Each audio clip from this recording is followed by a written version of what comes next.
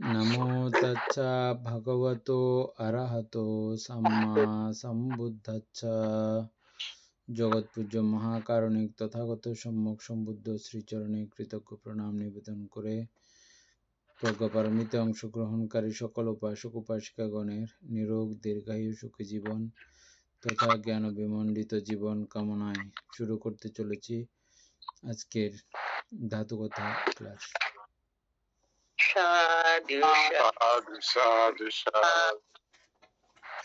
বন্দনাবন্তে মঙ্গলোক বন্দনাবন্তে মঙ্গলোক।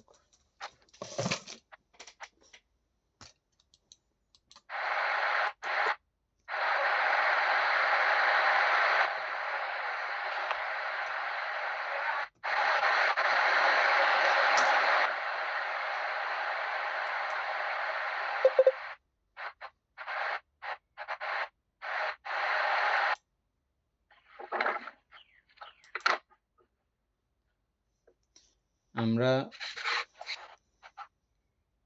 কত নাম্বার পর্যন্ত পড়ছিলাম? 15। বলতে 15 পর্যন্ত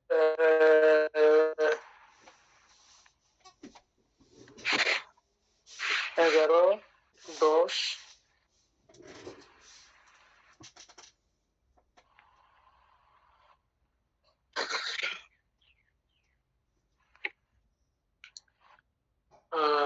পনেরো করছিলাম না বলতে ন যাবে না আর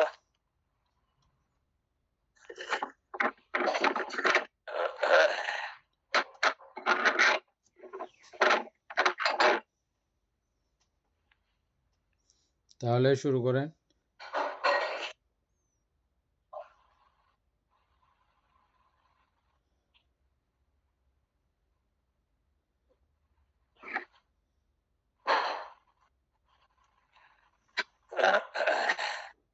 দমনস্য ইন্দ্রিয়,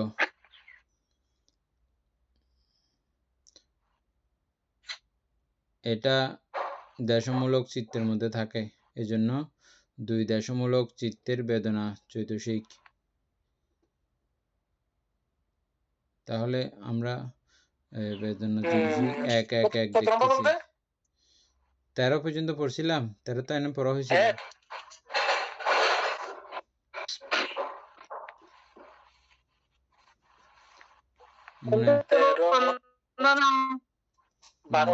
বারো পরে ছিল বলতে 40 বছর এটা শুক্র আসে না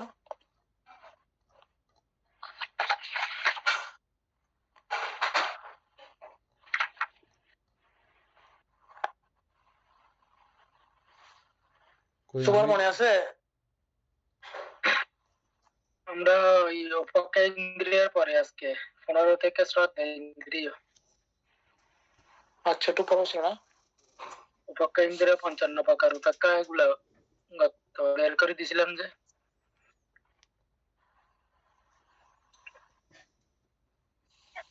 55 অহেতুক চিত্তের বেদনা চৈতসিক উপেক্ষা বেদনা। এটা কত নম্বর পেজ বলতে? এটা 4 নাম্বার পেজের। এখন আমরা 5 নাম্বার পেজ থেকে শুরু করব। ব্র্যাকেটে 4 ব্র্যাকেটের নাম্বার। ও আচ্ছা ঠিক আছে, তাহলে তো ঠিক আছে, আমি তো চিন্তা করতেছি এটা 15 নম্বর। আর আমরা একটু যাইনি 15 শ্রদ্ধেন্দ্রিয় 59 বন চিত্ত শ্রদ্ধা চতুর্শিক, এটা তো না? হ্যাঁ, তাহলে স্কন্দ 1 কোন স্কন্দ? এটা নাম স্কন্দ, নাম স্কন্দ। নাম স্কন্দের মধ্যে শ্রদ্ধা হচ্ছে যে চৈতসিক। সংস্কার স্কন্দ, সংস্কার স্কন্দ। তারপরে আয়তন হচ্ছে যে কি?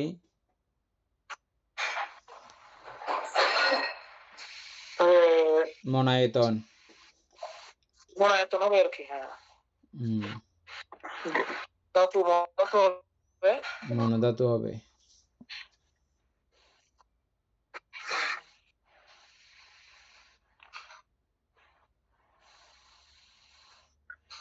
তারপরে নম্বরে বীজেন্দ্রিয়, হ্যাঁ দ্বিপঞ্চবিজ্ঞান 10টা, মনোধাতু 3, সন্তিরণ 3 ব্যতীত 89 থেকে 16 বাদ দিয়ে চিত্রের বীজ জৈবশিক। এটা হচ্ছে স্কন্ধ আর কি। স্কন্ধ এটা বীর্য, এটা হচ্ছে যে কি স্কন্ধ, স্কন্ধ সংস্কার স্কন্ধ, সংস্কার স্কন্ধ বলতে, হ্যাঁ। তারপর আয়তন, আয়তন হচ্ছে এখানে দ্বিপঞ্চ, এটা মনোবিষ্ট বলতে মনোআয়তন। হ্যাঁ তারপরে ধাতু, আর ওইখানে এটা কি মনোবিজ্ঞান, মনোধাতু, মনোবিজ্ঞান তো মনোধাতু আছে, মনোধাতু। যেহেতু মতো এখানে চিত্ত প্রকার চিত্তে বীজ জ্যোতিষিক সহ আসবে তো এখানে হ্যাঁ বিজ্ঞান, বিজ্ঞান ধাতু, বিজ্ঞান ধাতু হবে না বলতে, মনোবিজ্ঞান ধাতু।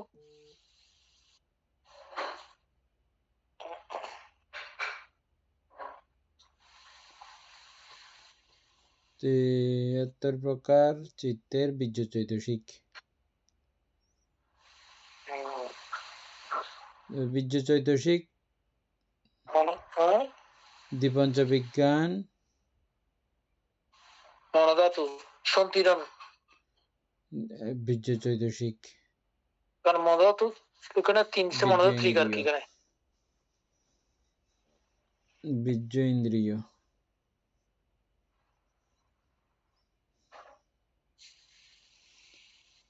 শুধু বীজেন্দ্রিয়টা মানতে ঠিক আছে, আপনার মনোধাতু না, শুধু বীর্য ইন্দ্রিয় তো, এখানে তো আমরা ওগুলো এই বীর্য ইন্দ্রিয় কোথায় কোথায় আছে এটা দেখানো হচ্ছে যে, আচ্ছা, হ্যাঁ। দেখেন তো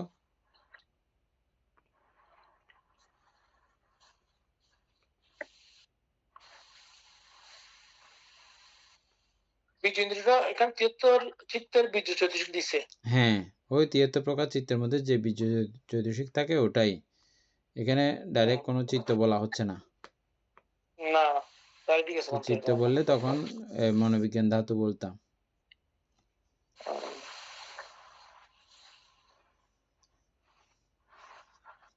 ওইখানে মনোধাতু ত্রিকের মধ্যে সবগুলোতে আছে বীজেন্দ্রিয়, বীর্যটা।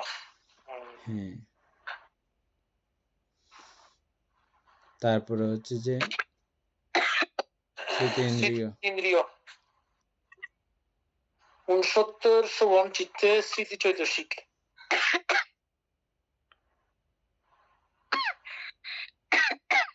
এটাও সংস্কার স্কন্ধ।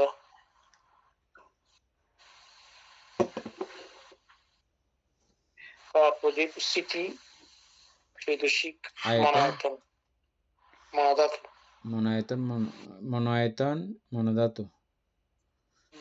না, মনোআয়তন যদি হয় এটা তো ধর্মধাতু হবে যায় না, মনোধাতু হবে না তো।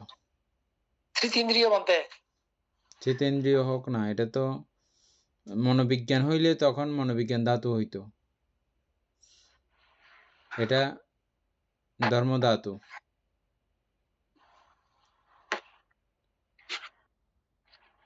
আগেরটাও ধর্মধাতু হবে যেমন, আগেরটাও ধর্মধাতু, আমাদের এগুলো উল্টাপাল্টা হয়েছে যে, কারণ ওখানে অলরেডি মনোধাতু বাদ দিয়ে দিছে আর কি। হ্যাঁ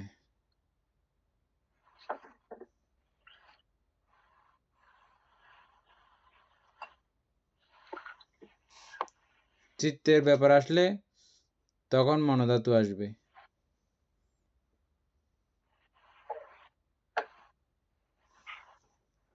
এখানে 69 সুবন চিত্তে স্মৃতি চৈতসিক।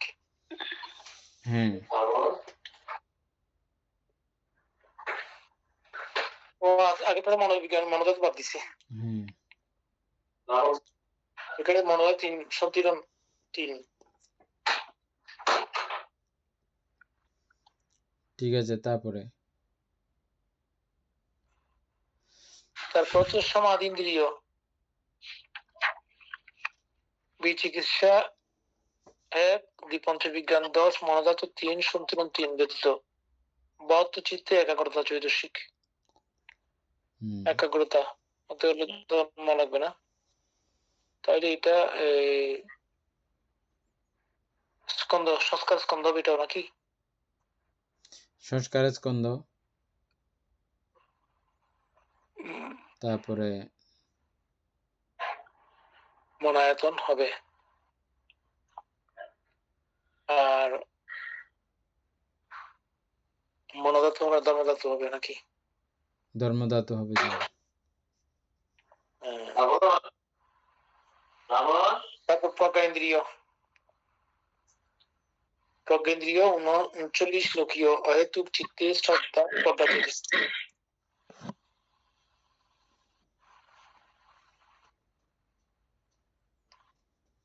39 লোকীয় অহেতুক চিত্তে প্রজ্ঞা চৈতসিক। তাহলে এগুলো তোমাদের সবগুলো সংস্কার স্কন্ধের ইয়ে নাকি? হ্যাঁ, প্রজ্ঞা, হ্যাঁ। সব সংস্কার স্কন্ধের। আর অহেতুক চিত্তে প্রজ্ঞা চৈতসিক।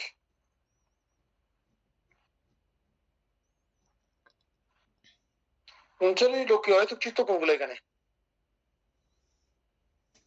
39টা আছে লোকীয় লোকীয় অহেতুক অহেতুক চিত্ত যেগুলো আছে, চিত্ত। অষ্টাদশ অহেতুক চিত্ত আছে না প্রথমে, হ্যাঁ, তারপরে ওইখানে 3টা না,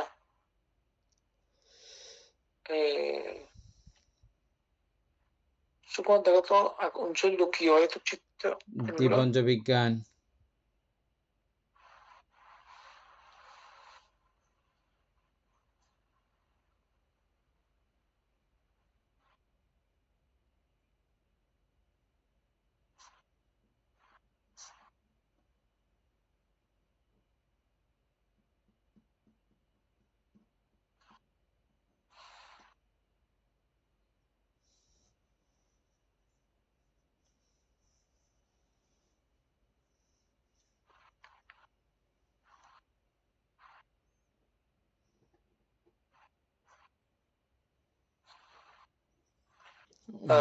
দ্বিপঞ্চ বিজ্ঞান, 18 অধিক অষ্টাদশ 18 28, তারপরে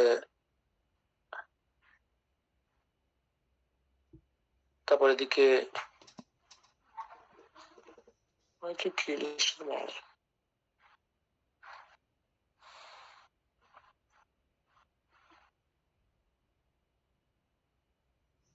তারপর তো এখানে প্রজ্ঞা না না চৈতসিক। না, এটা ভুল হয়েছে যে, ভুল হয়েছে যে, হ্যাঁ, ভুল হয়েছে যে, অহেতুক চিত্তের মধ্যে আবার প্রজ্ঞা চৈতসিক কোত্থেকে আসবে? আমি তো এখন প্রশ্ন করছি ওই কারণে বারবার করে না না, এটা ভুল প্রজ্ঞাটা হয়েছে। আসলো কেন? এটা হচ্ছে যে লোকীয় 39 প্রকার লোকীয় কুশল চিত্ত হবে যে, লোকীয় কুশল চিত্তের প্রজ্ঞা চৈতসিক। পাঁয়া ইন্দ্রিয়, অহেতুক তো আসবে না, স্বামী তো 59 হয়েছে এটা। জয়, আরা ফার্স্ট মূল ফরিদ দিনে 19 নাম্বার 5 নম্বর পেজে।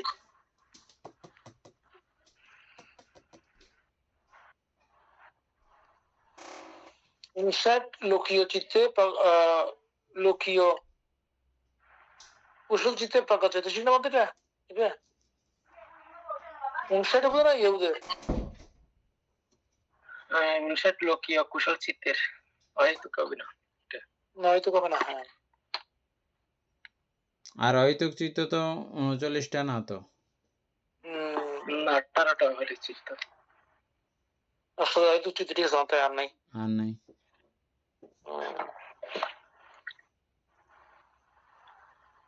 কুশলে কয়টা আর অকুশলে কয়টা জানি,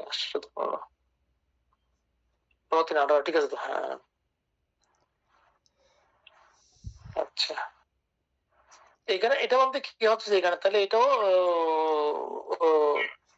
সংস্কার স্কন্ধে, তারপরে প্রজ্ঞা ইন্দ্রিয় হচ্ছে এটা মনায়তন, এটা ধর্মায়তন হবে। না, এটা ধর্মায়তন, মনায়তন না, আমরা এর আগ পর্যন্ত এগুলো ভুল ধর্মায়তন এবং ধর্মধাতু।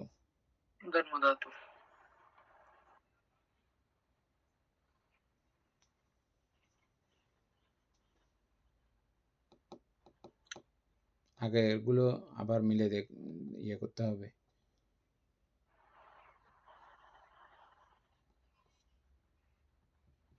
আঠারো নম্বরেও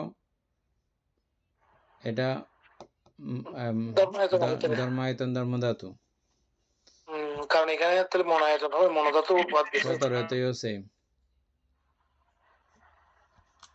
স্মৃতিশৈতসিক, তা 16 তো সেম হবে তাহলে, কারণ এখানে বীজ যোগ। হ্যাঁ, এই সংস্কার জাতি যেগুলো আছে এগুলো সব একই। তারপর 20 নাম্বার, 20 নম্বর অজ্ঞাত জ্ঞাতার্থী ইন্দ্রিয় শ্রোতাপত্তি মার্গরোহণে প্রজ্ঞাচৈতসিক। তাহলে এটাও সংস্কারের স্কন্ধ। সবুজ সংস্কার স্কন্ধ হবে, ধর্মায়তন ধর্মধাতু হবে। তারপর লোকোত্তর জ্ঞানেন্দ্রিয় উচ্চ 3 মার্গ এবং নিম্ন 3 দল চিত্তে 3 দল চিত্তে প্রজ্ঞাচৈতসিক 3 দল হবে নাকি? এটা 3 ফল চিত্তে হবে যে 3 ফল চিত্তে।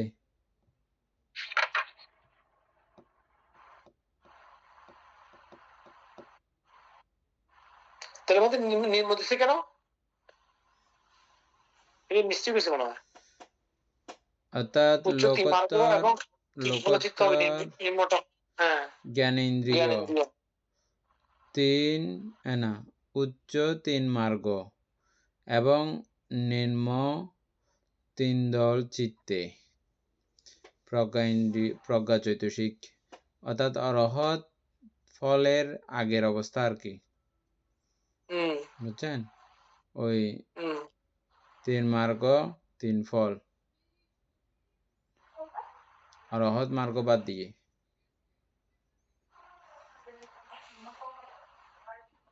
অরহত ফল বাদ দিয়ে অনাগামী পর্যন্ত, অনাগামী ফল পর্যন্ত হবে যে। ও আচ্ছা ঠিক আছে, 3টা তো এখানে। হ্যাঁ সরি, 3টা। তাহলে এটা সংস্কার স্কন্ধের অন্তর্গত, থাকবে সংস্কার কোনো। তারপর ধর্মায়তন ধর্মধাতু 22 লোকোত্তর জ্ঞানেন্দ্রিয় অরহত ফলচিত্তে প্রজ্ঞাচৈতসিক। তো অরহত ফলচিত্তে প্রজ্ঞাচৈতসিক হলে এটা কি স্কন্ধ হবে?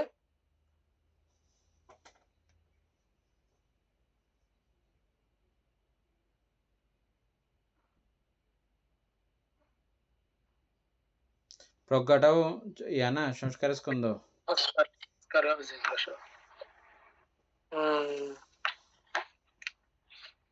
মানে এটা সংস্কার তো উর্ধে উঠে গেছে। প্রজ্ঞাটাও ওই হিসেবে ঠিক আছে, প্রজ্ঞাটা সংস্কার স্কন্ধ, কিন্তু এটা তো উনি তো ওইটা সংস্কার উপরে চলে গেছে। উপরে চলে গেছে না, প্রজ্ঞাটাও প্রত্যয় সহযোগে তৈরি সৃষ্ট সাপে সাংকার আনিচ্ছে। প্রজ্ঞাটাও সংস্কার হবে না, সেটা এক কথা। প্রজ্ঞা থাকলে সংস্কার হবে না, প্রজ্ঞা থাকলে সংস্কার হবে না, কিন্তু এই প্রজ্ঞাটা কিন্তু সংস্কারিত বিষয়। নির্বাণটা অসংস্কৃত, প্রজ্ঞাটা অসংস্কৃত বলা হয় নাই, নির্বাণকে অসংস্কৃত বলা হয়েছে। প্রজ্ঞাটা আমার বিভিন্ন কার্যকলাপের মাধ্যমে, বিভিন্ন কাজসাজের মাধ্যমে আমরা ক্রমান্বয়ে তৈরি করি, প্রত্যয় সহযোগে সবকিছুর সংমিশ্রণে এটা তৈরি সৃষ্ট। প্রজ্ঞা সংঘাত ধর্ম, সংস্কৃত ধর্ম, নির্বাণ অসংস্কৃত ধর্ম। নির্বাণ অসংস্কৃত ধর্ম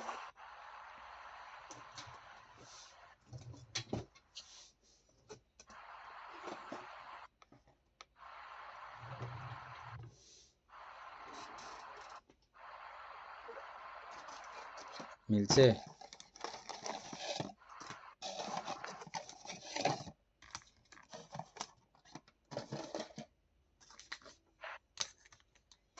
তারপরে আচ্ছা,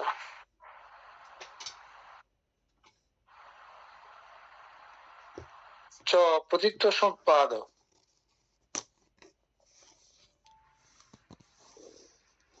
12 অঙ্গ 17 বেদ, ববে মোট 11 এবং জরামরণের 7, সর্বমোট 28 নিদান।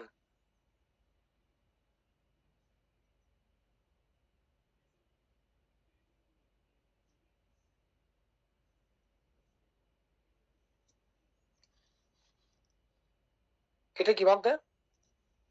পতিত্ব সমুৎপাত, এটা আমরা ওই দ্বাদশ অঙ্গ পড়ছিলাম না, অবিদ্যা প্রত্যয় সংস্কার, এটা দ্বাদশ অঙ্গ। তারপরে 17 ভেদ, 17 ভেদ টা তো আমরা কখনো পড়ি নাই।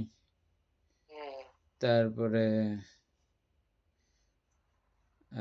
ভবে মোট 11, জরামরণে 7, সর্বমোট 28 নিদান।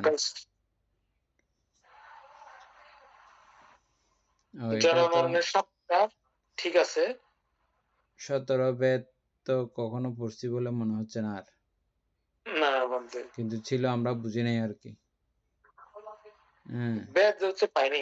তারপরে জরামরণে 7, তাইলে 12, 17 আর 2, 24, 23, 23 আর 17, 28 কেমনে হচ্ছে যে? মানে এখানে 12 অঙ্ক দিছে তো, ওখানে 17 আর 11 যোগ করছে, 28 যোগ করছে যেখানে, ওইরকম তো হচ্ছে না। ওইটা মানে একটু দেখলে ভালো হবে, প্রতিটা সম্পাদ দিয়ে লেখা লিখে দিলে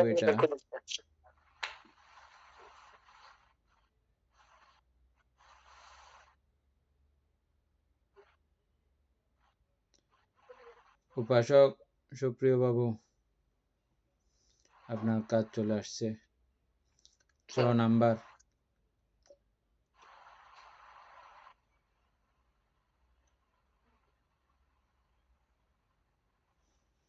পাইছে? পাইলে বলিয়ে। এটা কি খুঁজতাম 16 নম্বরে বিজেন্দ্রী।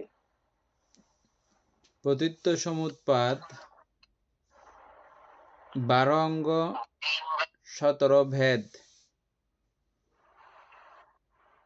ভাবে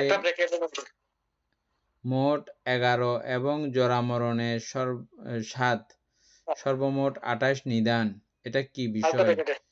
হ্যাঁ, এই বিষয়টা বিস্তারিত খোলসা করে বললে ভালো হয়। এটা ধাতুকতা মাতিকার মধ্যে রয়েছে এই কথাটা, এইভাবে দ্বাদশ নিধনকে মানে আরো বাক যেগুলো যেগুলো খুচরা খুচরা লাস্টে আছে এগুলাকে মানে বাক করছে যে ওইটা ওখানে 7টা ঠিক আছে তো, জরামরণ 7টা, জরামরণ ওই পঞ্চমদ স্কন্ধ। এখানে 12টি অঙ্গকে আর সূক্ষ্মভাবে ভাগ করলে 17 ভেদ হয় আর কি, এভাবে লিখছে। তো এই অবিদ্যা, সংস্কার, বিজ্ঞান, নাম, রূপ, আয়সরায়তন, স্পর্শ, বেদনা, তৃষ্ণা, উপাদান, ভব অর্থাৎ কর্মভব, উৎপত্তি ভব, এখানে 2টা। তারপরে জাতি, জরা, মরণ, শোক, তারপরে হচ্ছে যে পরিদেব, দুঃখ, দুমনুষ্য, বাইশ, এটা 17টা আর কি।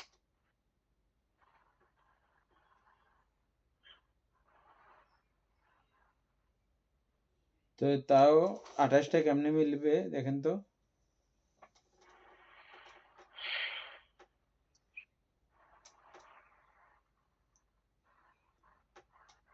ও আচ্ছা, বলতে এখানে বুঝে গেছে মনে হয় 12 অঙ্কের মধ্যে ওই আমাদের ইয়ে পর্যন্ত, জরামরণে আগ পর্যন্ত 11টা, 7টা ভাগে ভাগ করছে বলতে 12, এটা আরো সূক্ষ্মভাবে করলে তখন 17 হয়েছে। তারপরে 17 আর ভবের মধ্যে হচ্ছে যে 11, ওই 17 আর 11 যোগ করছে, 17 আর 11 যোগ করে 28।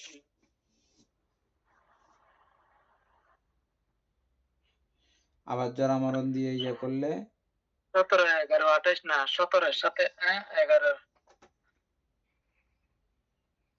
11 সাথে 18, সর্বমোট 28।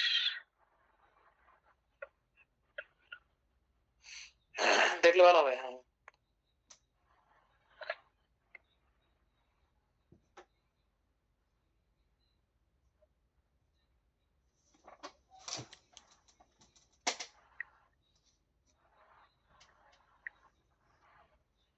কঠিন জটিল কোনো কিছু না, পতিত্ব সমুৎপাতকে একটু বিভাজন করছে আর কি। ওই ব্যাথটা একটু জানলে ভালো হবে, ওইটা বলছে ঠিক আছে, কেন ব্যাথ দেখছি, কি ব্যাথটা কেন হবে? বেদ বলতে এরকম বেদ না, বেদ বলতে ওই বারোকে আর একটু ভেঙে বড় করছে আর কি। এটা আমি পড়বো। হ্যাঁ, ঠিক আছে। বৌদ্ধ দর্শনের পতিত্ব সমুৎপাত বা দ্বাদশ নিদান তত্ত্বে সাধারণত 12টি অঙ্গ এবং 11টি সম্বন্ধ বা লিঙ্গ নিয়ে আলোচনা করা হয়, কিন্তু আপনি যে 28 সংখ্যাটি বলেছেন তা পতিত্ব সমুৎপাতে একটি অত্যন্ত গভীর, সূক্ষ্ম এবং গাণিতিক বিশ্লেষণ, যা অভিধর্মের অর্থকথা, টিকা এবং বিশেষ করে বিশুদ্ধ মার্গ ও অভিধর্ম প্রসঙ্গ গ্রন্থে পাওয়া যায়। পতিত্ব সমুৎপাতে এই 28 প্রকার বেদ মূলত তিনটি প্রধান গাণিতিক বিন্যাস থেকে বের হয়ে আসে: 4টি সংক্ষেপ, 3টি সন্ধি এবং 20টি আকার, এবং এর সাথে মূল চক্র বা কালকে যুক্ত করে কিংবা অবয়ব বিন্যাসে এটি 28টি উপাদান বা প্রকারভেদে রূপ নেয়। নিচে সম্পূর্ণ পারমার্থিক হিসাবটি ভেঙে বুঝিয়ে দেওয়া হলো। 1. 4টি সংক্ষেপ। 4টি সংক্ষেপের মধ্যে আছে পতিত্ব সমুৎপাতের 12টি অঙ্গকে সময়ের ক্রমানুসারে 4টি ভাগে বা সংক্ষেপে ভাগ করা হয়। 1. অতীত হেতু সংক্ষেপ। 2. বর্তমান ফল সংক্ষেপ। অতীত হেতু সংক্ষেপের মধ্যে অবিদ্যা ও সংস্কার। বর্তমান ফল সংক্ষেপে বিজ্ঞান, নামরূপ, সরায়তন, স্পর্শ, বেদনা। অতীত কর্মের কারণে বর্তমানে পাওয়া ফল। 3 নাম্বার বর্তমান হেতু সংক্ষেপ, তৃষ্ণা, উপাদান ও ভব। 4. ভবিষ্যৎ ফল সংক্ষেপ, জাতি, জরা, মরণ।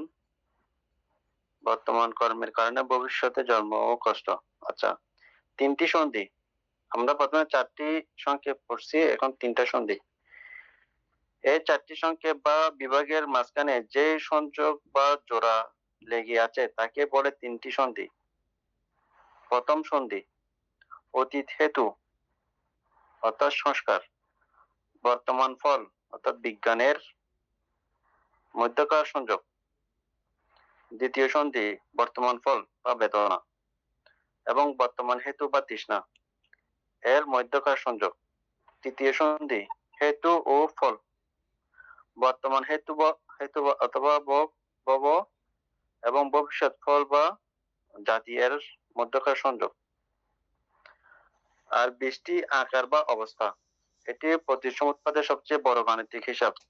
কাল বা সময়ের প্রেক্ষিতে কারণ এবং ফলের মোট 20টি দশা বা আকার কাজ করে।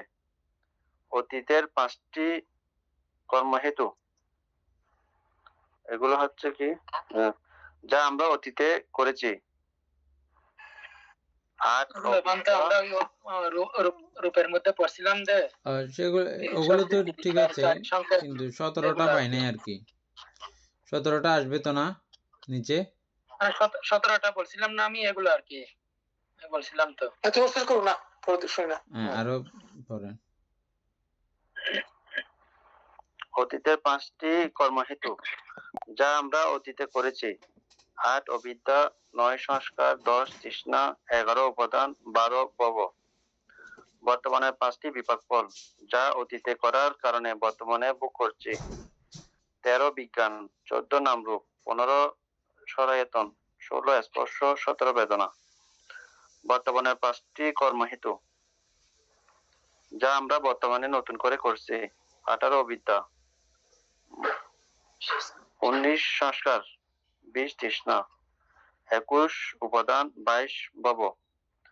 ভবিষ্যতে 5টি বিপাক ফল, বর্তমান কাজের ফলে ভবিষ্যতে যা পাবো: 23 বিজ্ঞান, 24 নামরূপ, 25 সরায়তন, 26 স্পর্শ, 27 বেদনা। এগুলো মূলত জাতীয়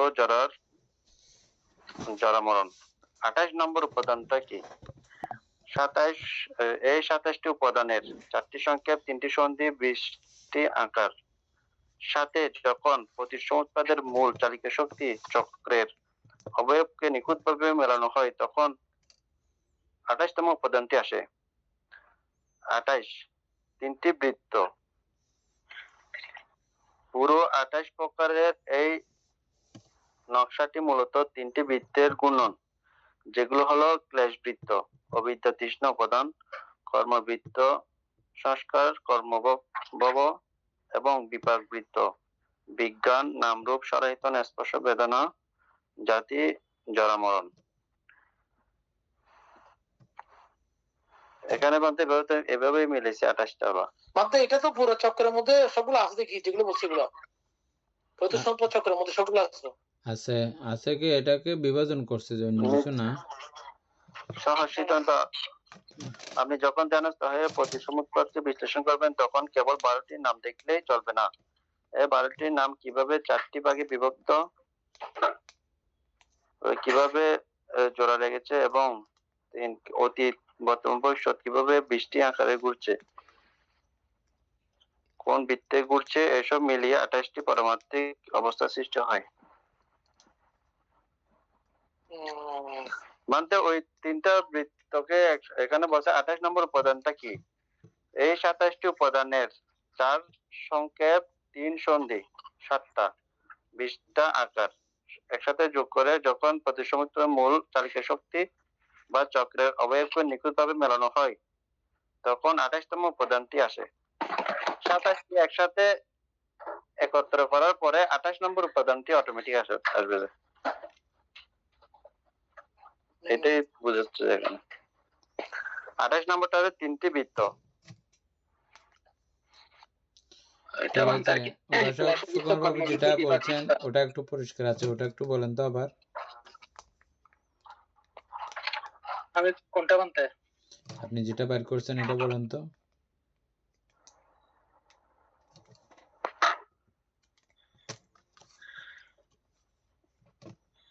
যে এগুলা তো আমরা 12 অঙ্গ এগুলো বুঝি বানতে 12টা অঙ্গ, তারপরে 17 বেদ এভাবে বুঝা যায় আর কি।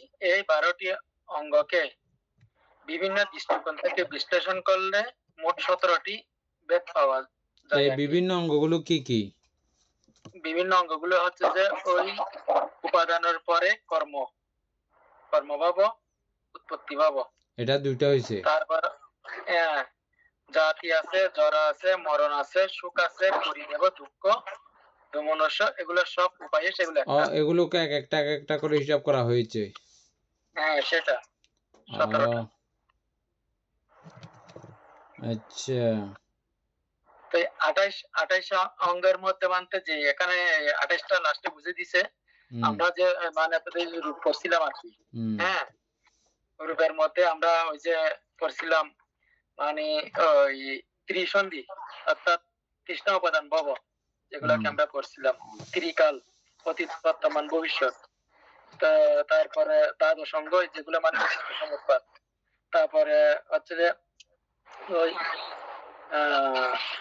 তিনকাল, চারি সংকেত, অতীতের পঞ্চ হইতে বর্তমানের পঞ্চবল, বর্তমানের পঞ্চ হইতে ভাবিকালের পঞ্চবল, এটা হচ্ছে যে মানে তাদের যে চারি সংক্ষেপ।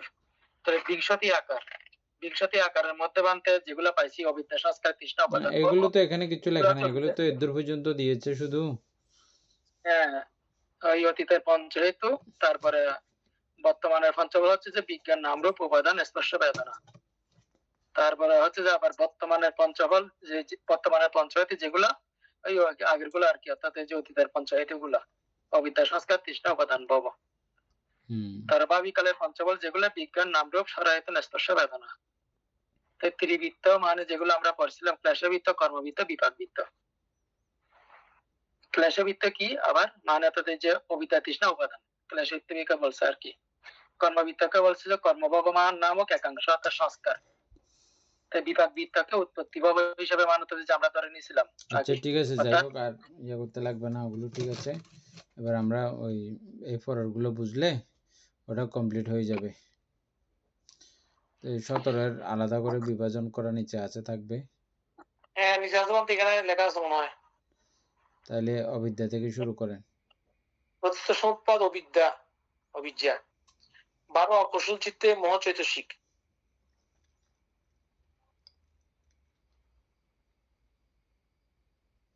এটা সংস্কার স্কন্ধ, ঠিক আছে। সংস্কার স্কন্ধ ধর্মায়তন ধর্মধাতু।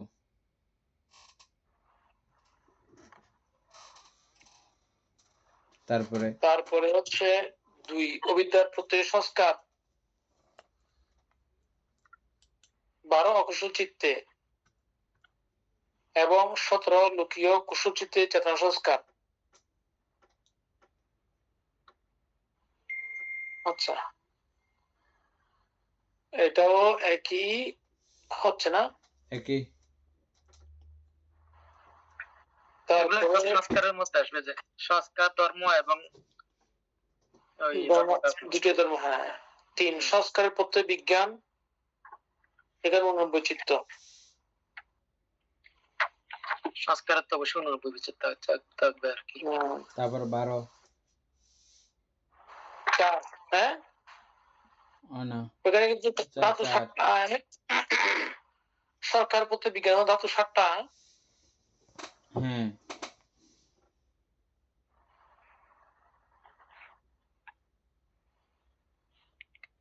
ধাতু এখানে কি? ধাতু 7টা মানে তো ওই যে ইয়ার জন্য এটা সংস্কার, এটা হচ্ছে যে ওই সপ্ত বিজ্ঞান ধাতু, এগুলো প্রক্ষান্তরে সব ইয়া না। হ্যাঁ, বানতে এগুলাই চিত্ত, হ্যাঁ, সপ্ত বিজ্ঞান ধাতু, সপ্ত বিজ্ঞান ধাতু। তারপরে 4 হচ্ছে বিজ্ঞানের প্রত্যয় নাম রূপ 52 চতুর্শিক 28 রূপ। এখানে 4টে স্কন্ধ আছে।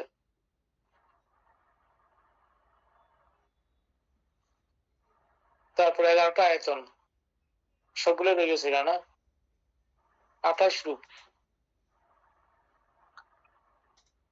তারপরে 11টা ধাতু।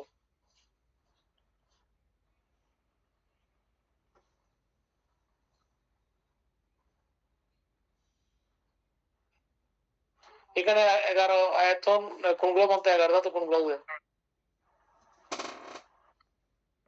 এখানে স্কন্ধ 4টা আছে নাকি? রূপ স্কন্ধ বাদ দিয়ে 4টা কি মনে হয় বিজ্ঞানের মধ্যে? ওই আর কি, হ্যাঁ। বিজ্ঞানের প্রত্যয়ে নাম রূপ, তাইলে এটাই তো 4 নম্বর। তো হ্যাঁ, বাদ দে। বিজ্ঞানের প্রত্যয়ে নাম রূপ, এটা 52 প্রকার চৈতসিক 28 প্রকার রূপ নাম রূপ। তাহলে বিজ্ঞানটা হচ্ছে যে কি 4 স্কন্ধ আসছে এখানে, স্কন্ধ আসছে, হ্যাঁ সেটাই। কোন স্কন্ধ বাদ দিয়ে? ওই রূপটা বাদ দিস মনে হয় নাকি? না, রূপ বাদ দিলে হবে না তো। দুইটা তো একসঙ্গে কথা, দুইটা, তাহলে নাম রূপ দুটোটা আসছে। তাহলে বিজ্ঞান স্কন্ধ আছে, বিজ্ঞান অলরেডি যেহেতু আছে বানতে, আর 4টা মানে ওই 4টা আনসার কি এইভাবে হবে, এভাবে হবে যে আর কি। কারণ এখানে বিজ্ঞানের মধ্যে তো 4-এর সবগুলোই থাকবে, পঞ্চস্কন্ধ অবশ্যই থাকবে। পঞ্চস্কন্ধের মধ্যে বিজ্ঞান অলরেডি আছে, তো বিজ্ঞান নাম রূপে পঞ্চস্কন্ধ থাকবে অবশ্যই, হ্যাঁ।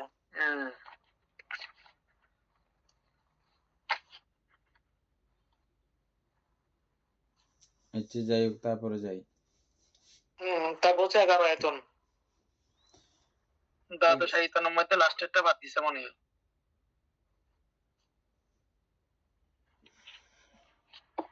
ধর্ম আয়তন বাদ দিছে যে, ধর্ম আয়তন বাদ দিছে যেখানে। এটা কি দেখতে হবে নাকি? দেখতে হবে, এটা তো ধর্মায়তনের হলে মিলবে না।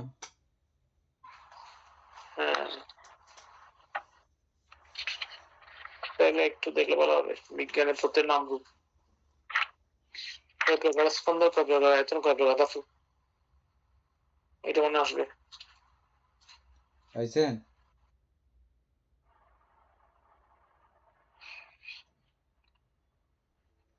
আমার তো আমি তো দেখিনি, সুপ্রিয়া বাবু দেখতেছে না? সুপ্রিয়বাবু দেখেন,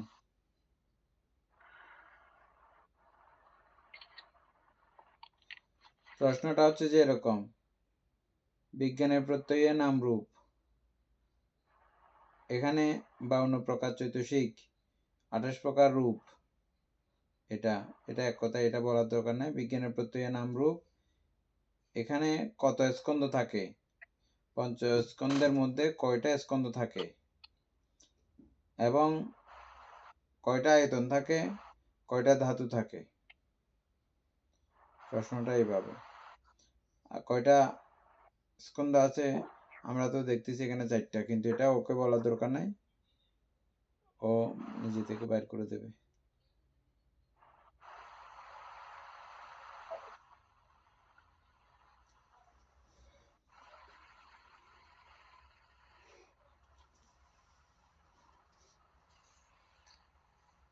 আচ্ছা, এরপর হচ্ছে নাম রূপের প্রত্যয় সরায়তন, 89 চিত্ত 5 ইন্দ্রিয়। এখানে 2টা স্কন্ধ বলা হচ্ছে।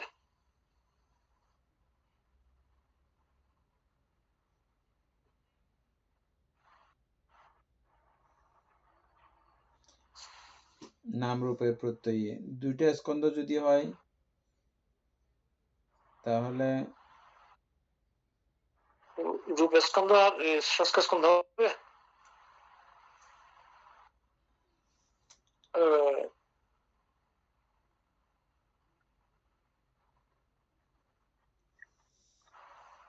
বান্তে প্রশ্নটা একটু করে পড়েন তো। বিজ্ঞানের প্রত্যয়ে নাম রূপ, নাম রূপ, হ্যাঁ, নাম রূপ কোন কোন স্কন্ধের সঙ্গে সম্পর্কিত? অথবা বিজ্ঞানের প্রত্যয় নাম রূপে কত প্রকার স্কন্ধ, কত প্রকার আয়তন, কত প্রকার ধাতু মনে বের হবে। হ্যাঁ, এটাও বের হবে, এটা সুন্দর হবে, ওভাবে করেন। বিজ্ঞানের প্রত্যয় নাম রূপে কত প্রকার স্কন্ধ, কত প্রকার আয়তন, কত প্রকার ধাতু। এখানে চক্ষু আয়তন, শ্রোত আয়তন, ঘ্রাণ আয়তন, জিহ্বা আয়তন, কায় আয়তন, তা মনো আয়তন আসে নাই। রূপ আয়তন, শব্দ আয়তন, গন্ধ আয়তন, রস আয়তন, স্পর্শ যোগ্য আয়তন, ধর্ম আয়তন, ওই রূপ ওইটা আসে নাই বানতে আর কি। মানে ওই প্রথম 6টার মধ্যে লাস্টেরটা আসে নাই। লাস্টের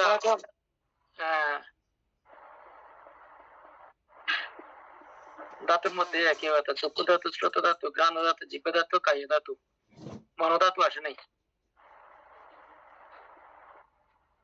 তাহলে ধর্ম আয়তন থাকবে, ধর্ম ধাতু থাকবে।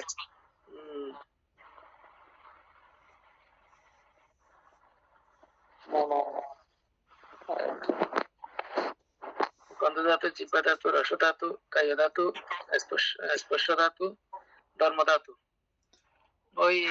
ওইটা আসে না যে লাস্টের এটা, না মাঝখানের এটা।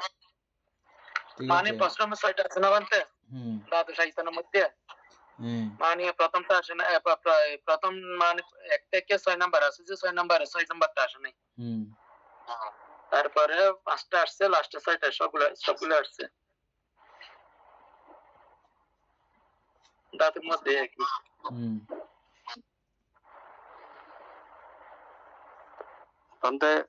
এখানে স্কন্ধ দিছে, নামরূপের বিন্যাসে সর্বমোট 4টি স্কন্ধ পাওয়া যায়।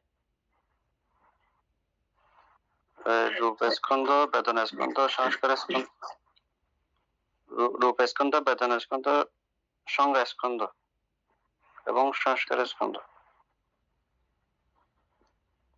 তারপরে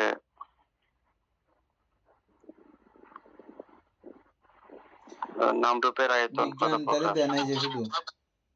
বিজ্ঞান বাদ গেছে। এখানে দিছে সিদ্ধান্ত হচ্ছে, এখানে সিদ্ধান্ত লিখছে একটা, সিদ্ধান্ত দিছে বিজ্ঞান প্রত্যয়ে নাম রূপে স্কন্ধ হলো মোট 4 প্রকার। বিজ্ঞান যেহেতু আছে, হ্যাঁ সেটা বললাম তো, যেহেতু সেটা আছে, নাহলে তো 5টাই আসতো, বিজ্ঞান অলরেডি আছে আর কি। তারপর নাম রূপে আয়তন কত প্রকার? 12 আয়তনের নিয়ম অনুসারে এই স্তরের নাম রূপে 2 প্রকার, থেকে 10 প্রকার পর্যন্ত আয়তন সক্রিয় থাকতে পারে। এটা জন্মের ভূমির উপর ভিত্তি করে। ঠিক আছে, ধর্মায়তন ধর্মায়তন রূপায়তন। ধর্মায়তনের মধ্যে নাম রূপের নাম অংশটি বেদনা সংজ্ঞা সংস্কার চৈতসিক সমূহ এবং সূক্ষ্ম রূপসমূহ সর্বদাই ধর্মায়তনের অন্তর্ভুক্ত। রূপায়তন গর্ভধারণের প্রাথমিক মুহূর্তে কালো স্তরে কেবল কায়িক দ্বার বা কায়তন উৎপন্ন হয়। পরবর্তীতে তা বিকশিত হয়ে চক্ষু সূত্র গান জিহ্বায়তন এবং বাহ্যিক রূপ শব্দগন্ধ রস স্পর্শায়তন রূপ নেয়। সিদ্ধান্ত হচ্ছে সূক্ষ্ম বিচারে গর্ভস্থ প্রাথমিক নাম রূপে আয়তন মূলত দুই প্রকার, কায়ায়তন ও ধর্মায়তন। তবে পূর্ণাঙ্গ মানুষ হিসেবে বিকশিত নাম রূপে বিজ্ঞান ও মনায়তন বাদে বাকি 11 প্রকার আয়তনের ভিত্তি নিহিত থাকে। বিজ্ঞান বাদ গেছে না এখানে? বিজ্ঞান বা মনায়তন বাদে বাকি 11 প্রকার আয়তনের ভিত্তি নিহিত থাকে। আমি বললাম তো বিজ্ঞান থাকবে না, যে অর্থাৎ মনায়তন আর কি, চক্ষু শ্রোত ঘ্রাণ জিহ্বা কায় মন আছে না আর কি, মনটা নেই, বাড়িয়া বাকি 11টা আছে আয়তন। মনটা কেন বাদ গেছে সেটা বলতেছি। ওই যে বললো এখানে লিখতে রূপায়তন গর্ভধারণের প্রাথমিক মুহূর্তে কেবল কায়িক দ্বার বা কায়ায়তন উৎপন্ন হয়। পরবর্তীতে তা বিকশিত হয়ে চক্ষু সূত্র কান জিহ্বায়তন এবং বাহ্যিক রূপ শব্দ গন্ধ রস স্পর্শ ভাবায়তনের রূপ নেয়।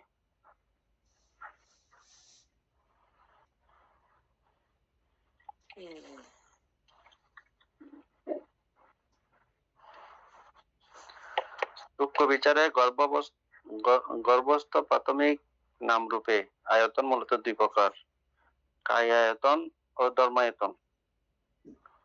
তবে পূর্ণাঙ্গ মানুষ হিসেবে বিকশিত নাম রূপে মনায়তন বা বিজ্ঞানায়তন বাদে বাকি 11 প্রকার আয়তনের ভিত্তি নিহিত থাকে।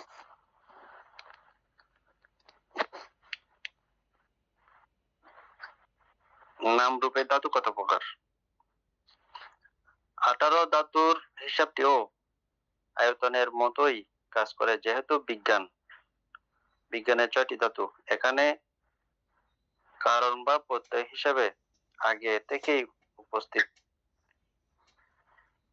তাই নাম রূপের ভেতরে বিজ্ঞানের ধাতুগুলো যুক্ত হয় না। ও আচ্ছা।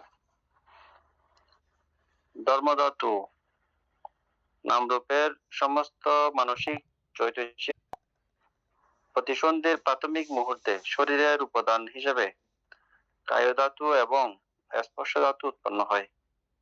পরে তা বেড়ে উঠে চক্ষু ধাতু, সূত্র ধাতু, রূপ ধাতু, শব্দ ধাতু ইত্যাদিতে রূপান্তরিত হয়। সিদ্ধান্ত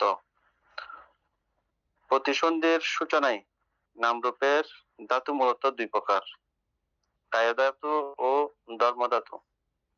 পরবর্তীতে বিজ্ঞান ধাতু সমূহ বাদে বাকি 12 প্রকার ধাতু এই নামরূপের বিকাশ থেকে উৎপন্ন হয়।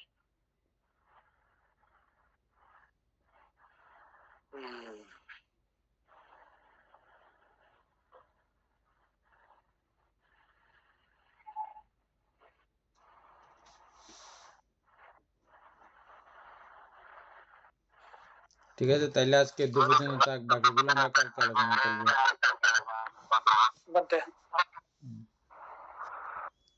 সদ্ধর্ম প্রাণ প্রিয় উপাসক উপাসিকা বৃন্দ, এতক্ষণ যাবৎ আমরা ধাতুকথা গ্রন্থটি আলোচনা করছিলাম। এতে আমাদের অপ্রমেয় পুণ্য সাধিত হয়েছে। এই পুণ্যরাশি অনন্ত চক্রবর্তী সত্যগণকে দান করছি, গুরুবান্ধব দেবকে দান করছি, মাতা পিতাগণকে দান করছি, এবং এই পুণ্যের কাছে আমরা প্রত্যেকে প্রার্থনা করব নির্বাণ লাভ অবধি অসৎ ব্যক্তি মূর্খ ব্যক্তি পাপ মৃত্যুর সংসর্গ লাভ না করে সদা সর্বদা জ্ঞানদর্শী কল্যাণ মিত্রের সান্নিধ্য সংসর্গ লাভ করতে সক্ষম হই, এরূপ সাধু কামনা পোষণ করে আজকের মতো ক্লাস এখানে সমাপ্ত করছি।